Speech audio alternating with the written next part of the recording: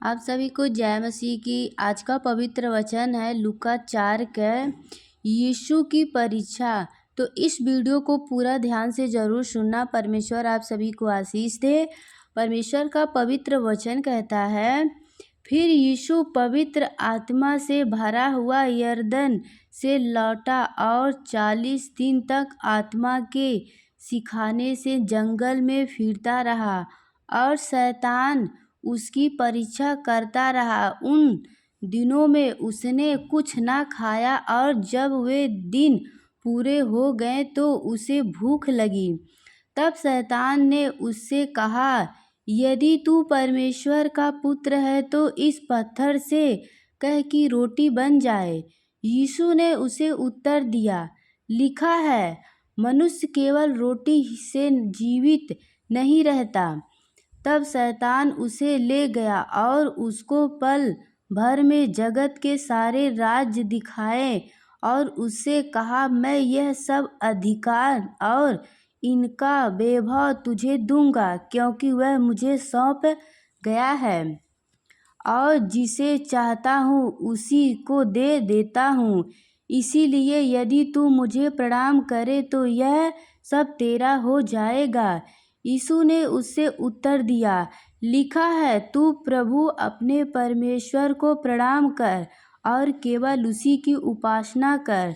तब उसने उसे यरूशलेम में ले जाकर मंदिर के अंगूरे पर खड़ा दिया और उससे कहा, यदि तू परमेश्वर का पुत्र है तो अपने आप को यहाँ से नीचे गिरा दे, क्योंकि लिखा है, वह तेरे विषय में अपने स्वर्गदूतों को आज्ञा देगा कि वह तेरी रक्षा करे और वे तुझे हाथों हाथ उठा लेगा,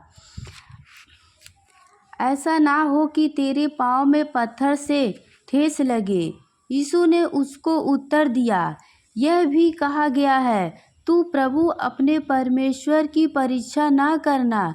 जब शैतान सब परीक्षा कर चुका तब कुछ समय के लिए उसके पास से चला गया। यस, आमीन, हालेलुया। पिता परमेश्वर आप सभी को आशीष दे और बहुतायत से आशीष दे। इसीलिए हम लोग को भी परमेश्वर के पवित्र वचन को, हर एक वचन को पता रहना चाहिए। तो आप लोग ज़्यादा से ज़्यादा बाइबल पढ़िए, प्रभु के वचन को पढ़िए, परमेश्वर के पवित्र वचन पे विश्वास रखिए। प्रभु आप सभी को आशीष दे। आगे परमेश्वर का पवित्र वचन कहता है, यीशु के सेवा कार्य का आरंभ है। फिर यीशु आत्मा की शपथ से भरा हुआ गलील को लौटा और उसकी चर्चा आस पास के सारे देश में फैल गए। वह उनके आराधनालय में उपदेश करता रहा और सब उसकी बड़ाई करते रहे। यस, आमीन, हालेलुया। तो आइए हम परमेश्वर के पवित्र वचन को एक और जानते हैं। जब स्वर्गदूत ने यीशु के जन्म के बारे में वहाँ के चरवाहों को लोगों को बताया था, तो आइए हम उस वचन को भी जानते हैं। लूका का 2:8 में परमेश्वर का पवित्र वचन कहता है, स्वर्गदूतों द्वारा चरवाहों को संदेश देना। तो आइए हम इस वचन को भी जानते। आप लोग पूरा वीडियो ध्यान से जरूर सुनना। अगर वचन पे विश्वास है तो कमेंट में आमीन भी लिखना और भी लोगों तक वचन को शेयर करना।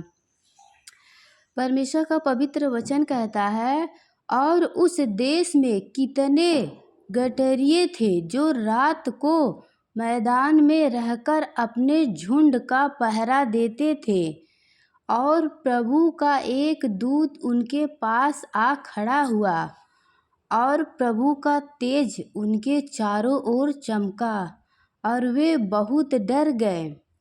तब स्वर्गदूत ने उनसे कहा, मत डरो, क्योंकि देखो मैं तुम्हें बड़े आनंद का सुसमाचार सुनाता हूँ, जो सब लोगों के लिए होगा, कि आज दाऊद के नगर में तुम्हारे लिए एक उद्धारकर्ता जन्मा है और यही मसीह प्रभु है। और इसका तुम्हारे लिए यह पता है कि तुम एक बालक को कपड़े में लिपटा हुआ और चरनी में पड़ा पाओगे। तब एक एक उस स्वर्गदूत के साथ स्वर्गदूतों का दल परमेश्वर की स्तुति करते हुए और यह कहते दिखाई दिए, आकाश में परमेश्वर की महिमा और पृथ्वी पर उन मनुष्य में जिसे वह प्रसन्न है शांति हो। हालेलुया। जब स्वर्गदूत उनके पास से स्वर्ग को चले गए तो गठरियों ने आपस में कहा, आओ हम बैतलह जाकर यह बात जो हुई है और जिसे प्रभु ने हमें बताया है देखें। और उन्होंने तुरंत जाकर मरियम और यूसुफ को और चरनी में उस बालक को पड़ा देखा।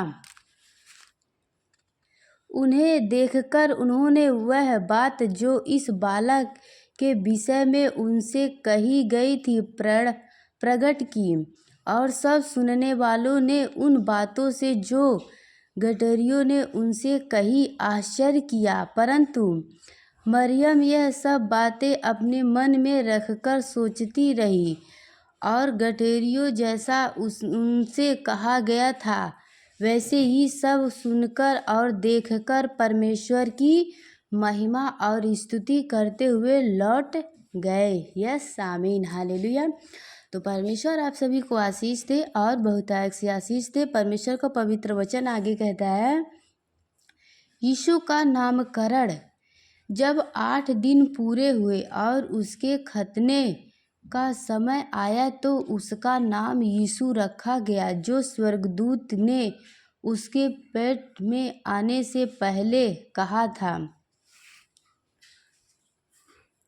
आगे प्रभु का वचन कहता है, जब मूसा की व्यवस्था के अनुसार उनके शुद्ध होने के दिन पूरे हुए तो वे उसे यरूशलेम में ले गए कि प्रभु के सामने लाए, जैसा कि प्रभु की व्यवस्था में लिखा है, हर एक पहिलौठा प्रभु के लिए पवित्र ठहरेगा। और प्रभु की व्यवस्था के वचन के अनुसार पड़कों का एक जोड़ यह कबूतर के 2 बच्चों लाकर बलिदान करे। यस आमीन हालेलुया। तो प्रभु आप सभी को आशीष दे और बहुतायत से आशीष दे।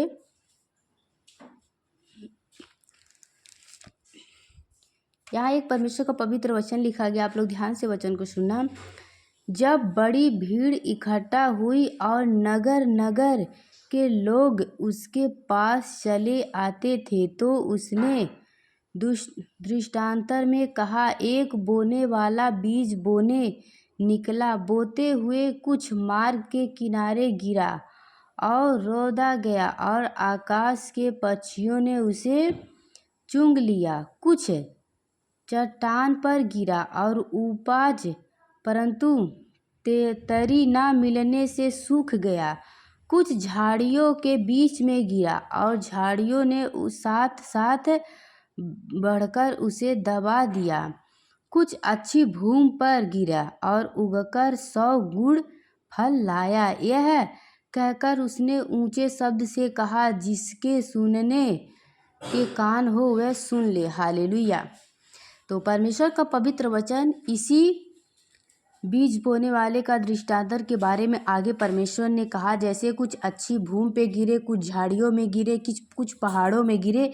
इसी वचन को परमेश्वर ने आगे उदाहरण में अच्छे से बताए हैं, तो आप लोग ध्यान से वचन को समझना। उसके चेलों ने उससे पूछा कि इस दृष्टांतर का अर्थ क्या है। उसने कहा, तुमको परमेश्वर के राज के भेदों की समझ दी गई है, पर औरों को दृष्टांतर में सुनाया जाता है, इसीलिए कि वे देखते हुए भी ना देखें और सुनते हुए भी ना समझें। बीज बोने वाला का दृष्टांतर का अर्थ है। तो आइए हम इस वचन के भी बारे में जानते हैं।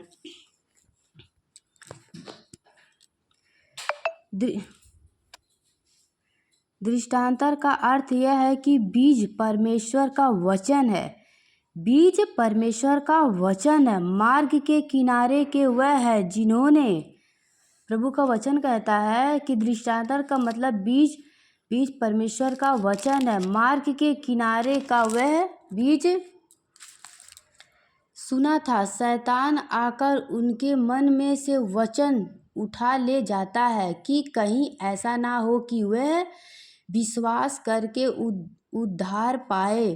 चट्टान पर के कुएं है कि जब सुनते हैं तो आनंद से वचन को ग्रहण तो करते हैं, परंतु जड़ ना पकड़ने से वह थोड़ी देर तक विश्वास रखते हैं और परीक्षा के समय बहक जाते हैं।